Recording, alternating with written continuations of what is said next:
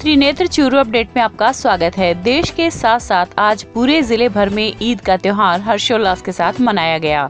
इसी क्रम में जिला मुख्यालय पर आज सरकारी दिशा निर्देशों की अनुपालना करते हुए सभी मुस्लिम समाज के लोगों ने अपने अपने घरों में ही ईद उल अजहा की नमाज अदा की। सामाजिक कार्यकर्ता सद्दाम हुसैन ने बताया कि गृह विभाग कार्यालय, जिला आपदा प्रबंधन प्राधिकरण एवं जिला मजिस्ट्रेट चूरू द्वारा दिनांक 17 जुलाई 2021 को जारी त्रिस्तरीय जन अनुशासन दिशा निर्देशों को ध्यान में रखते हुए तथा कोरोना निर्देशों की अनुपालना सुनिश्चित करते हुए और सभी धर्मों के धर्मावलंबियों एवं अनुयायियों की धार्मिक भावनाओं का सम्मान करते हुए ईद उल अजहा के संदेश, त्याग एवं बलिदान की भावनाओं को चरितार्थ करते हुए चूरू में सभी मुस्लिम समाज के लोगों ने शांति और सद्भाव के साथ अपने अपने घरों में ही रहकर ईद उल अजहा की नमाज अदा की।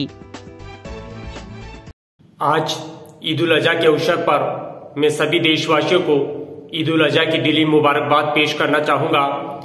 आज ईद के अवसर पर हम सब ने गृह विभाग राजस्थान सरकार एवं कार्यालय जिला आपदा प्रबंध प्राधिकरण एवं जिला मजिस्ट्रेट द्वारा दिनांक 17 जुलाई 2021 को जारी त्रिस्तरीय जन अनुशासन दिशा निर्देशों को ध्यान में रखते हुए कोरोना दिशा निर्देशों की अनुपालना सुनिश्चित करते हुए सभी धर्म के धर्मावलंबियों एवं उनके अनुयायियों की धार्मिक भावनाओं का सम्मान करते हुए ईद उल अजहा के संदेश, त्याग, तपस्या, बलिदान की भावनाओं को चरितार्थ करते हुए प्रशासन का सहयोग करते हुए आज हम सभी ने अपने अपने घरों में रहकर ईद उल अजहा की नमाज अदा की है। और इस अवसर पर हमने ये दुआ की है कि हमारा देश निरंतर उन्नति करे, हमारे देश में अमन चैन खुशहाली रहे।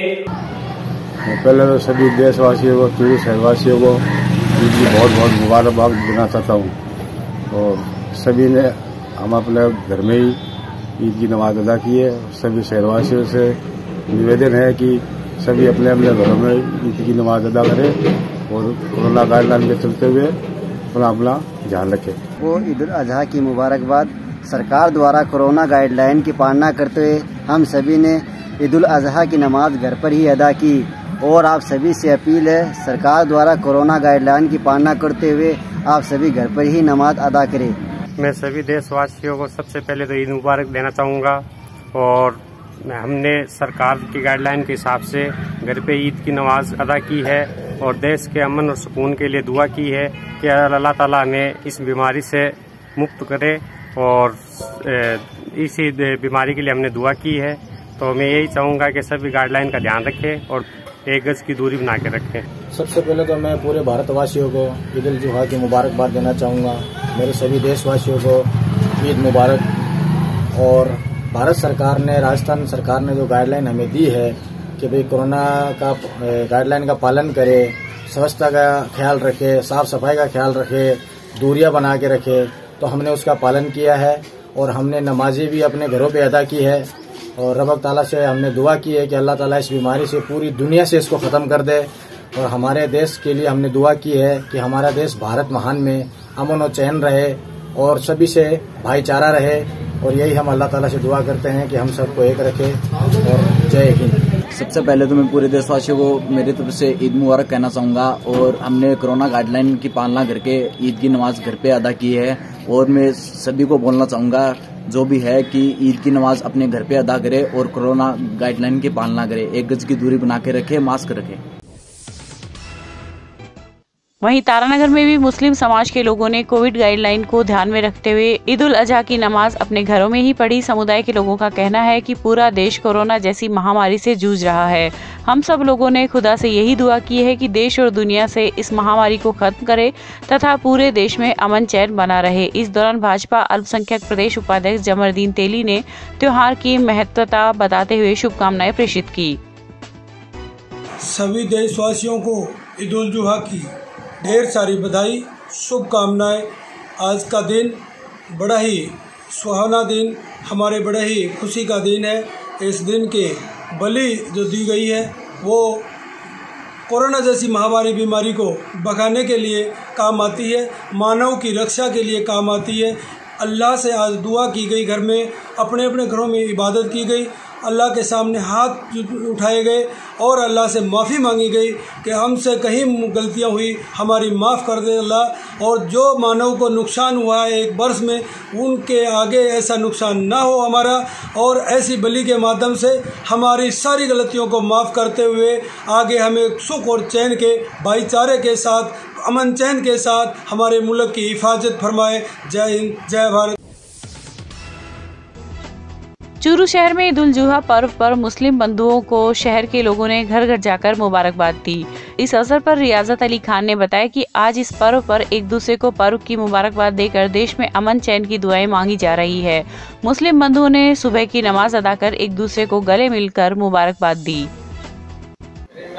ये कोरोना काल में आई हुई ईद उल अजहा सीधी सादी और ईद सा महसूस नहीं हो रहा है, क्योंकि जो मिलके खुशी का एहसास होता है उसको कोरोना ने नील दिया है। मैं दुआ करता हूँ कि अगला साल जब ईद मनाएंगे तो इंशाअल्लाह हंसी खुशी के साथ, जुलूस जलसे के साथ मनाएंगे। मेरी ईद के अवसर पर सभी देशवासियों को दिली मुबारकबाद।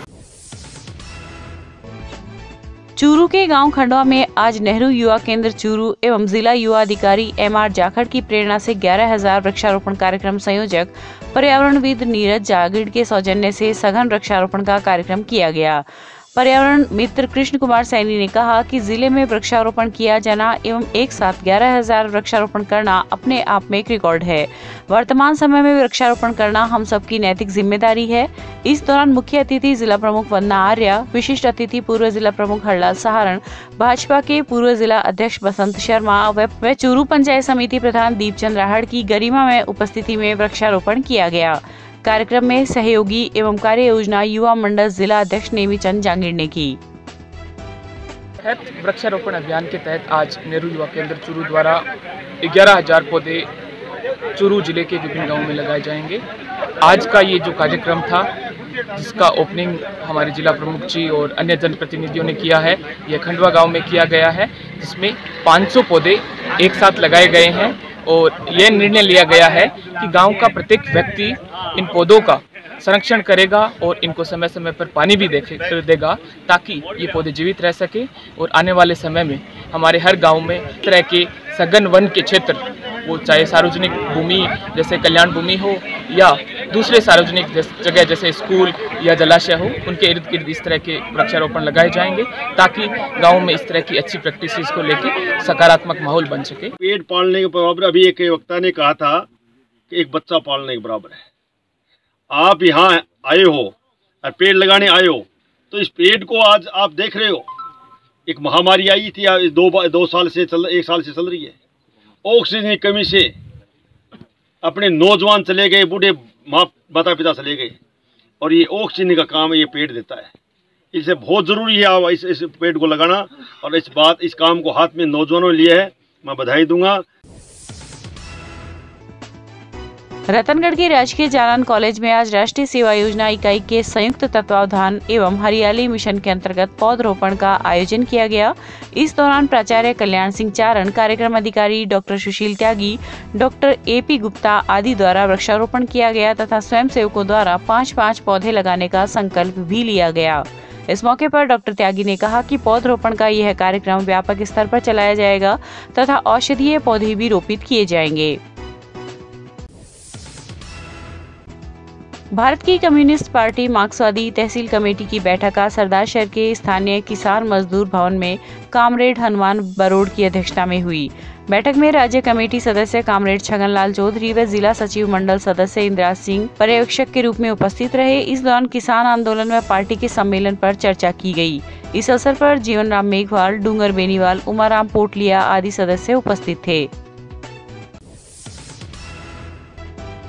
The Churu central cooperative limited bank के विनय चौधरी, जो वर्तमान में शाखा तारानगर में प्रबंधक के पद पर कार्यरत है, इनका चयन RAS 2018 में 52वीं रैंक पर होने के उपलक्ष्य में आयोजित सम्मान समारोह में समस्त बैंक स्टाफ की ओर से बैंक के प्रबंध निदेशक मदन लाल शर्मा ने विनय चौधरी का शॉल व साफा पहनाकर सम्मान किया। इस अवसर पर उपस्थित सभी बैंक स्टाफ ने इनके उज्जवल भविष्य की कामना की।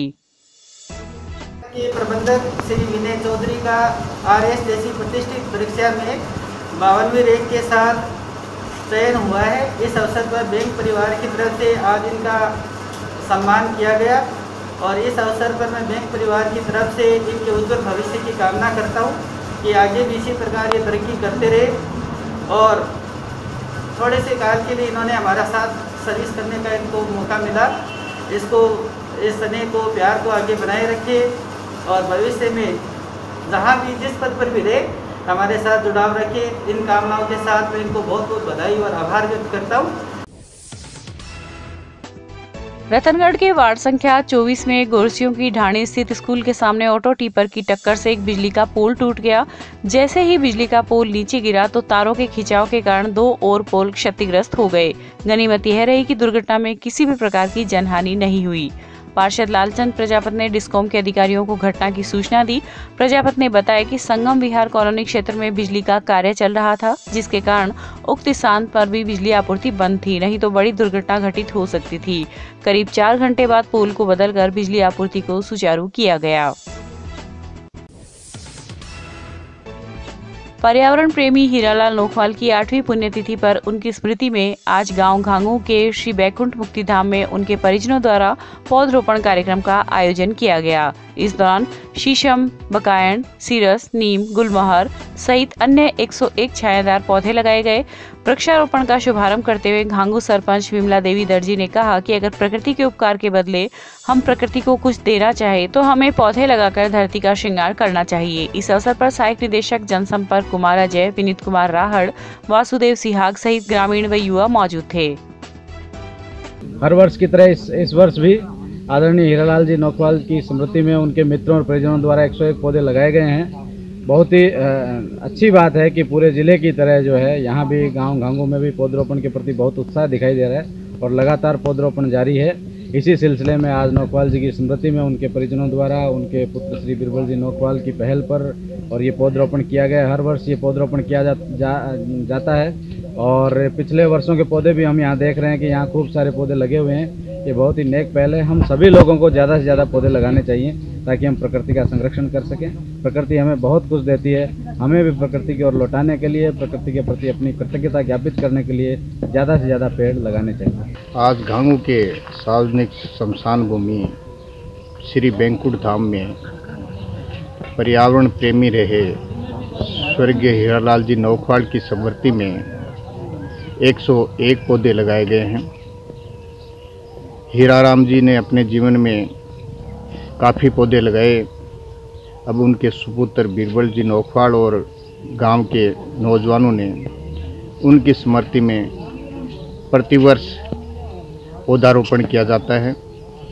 आज के इस पौधारोपण में 101 पौधे लगाने का लक्ष्य रखा गया है।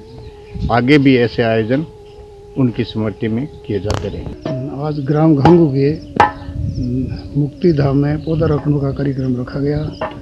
भाई हीरालाल जी नौखवाल की पुण्य स्मृति के अंदर 101 पौधे लगाए गए हैं आज की तारीख में और आगे यही क्रम और चालू रहेगा। हर साल हम ये कार्यक्रम रखते हैं और काफ़ी सारे पौधे लगा रखे हैं पर्यावरण के लिए और वातावरण शुद्ध रहने के लिए। और सभी प्रयास जो हैं हमारे रेगुलर इसी प्रकार से चलते हैं। आज गांव के युवाओं ने, भाई हीरालाल जी नौखवाल के परिजनों ने एवं उनके इष्ट मित्रों ने सभी ने मिलकर जो है आज ये मुहिम चलाई है और 101 पौधे जो है हमने लगाए हैं। रतनगढ़ के गांव चाड़वास में एक विवाह की खास बात यह रही कि नव दंपति ने वरमाला की जगह एक दूसरे को पौधा भेंट किया।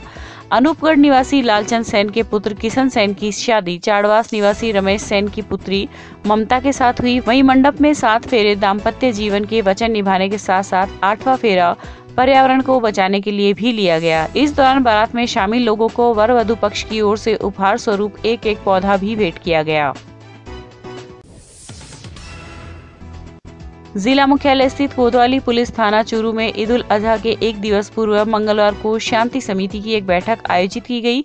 इस अवसर पर अल्पसंख्यक समाज के प्रतिनिधि एवं सामाजिक कार्यकर्ता सद्दाम हुसैन ने मुस्लिम समाज की ओर से आश्वस्त किया कि ईद की नमाज सरकार द्वारा जारी दिशा निर्देशानुसार व कोरोना गाइडलाइन की पालना करते हुए घर में ही अदा की जाएगी।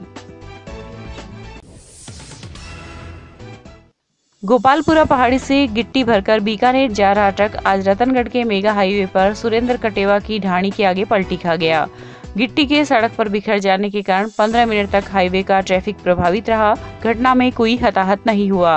वहीं दूसरी ओर गोपालपुरा पहाड़ी से पत्थरों का चूरा भरकर सूरतगढ़ की ओर जा रहा एक अन्य वाहन भी छापर में साईं मंदिर के पास मेगा हाईवे पर अनियंत्रित होकर पलटी खा गया। घटना का पुलिस में किसी भी प्रकार का मामला दर्ज नहीं हुआ है।